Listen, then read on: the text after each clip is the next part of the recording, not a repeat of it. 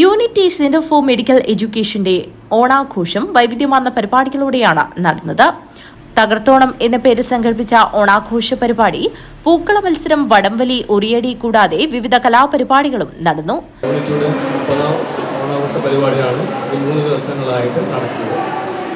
അതിൽ വിവിധ കലാകായിക പരിപാടികൾ നമ്മൾ ഉൾപ്പെടുത്തിയിട്ടുണ്ട്. പൂക്കള മത്സരം, അതുപോലെ തന്നെ വടംവലി, ഉറിയടി മത്സരം. ഇത് യൂണിറ്റിയുടെ 30ാമത്തെ വർഷമാണ്. ഇന്ന് ലയൺസ് ക്ലബ്ബ് കാഞ്ഞങ്ങാട് വെച്ച് വിപുലമായ രീതിയിൽ ഓണാഘോഷ പരിപാടികൾ നടന്നു വരികയാണ്.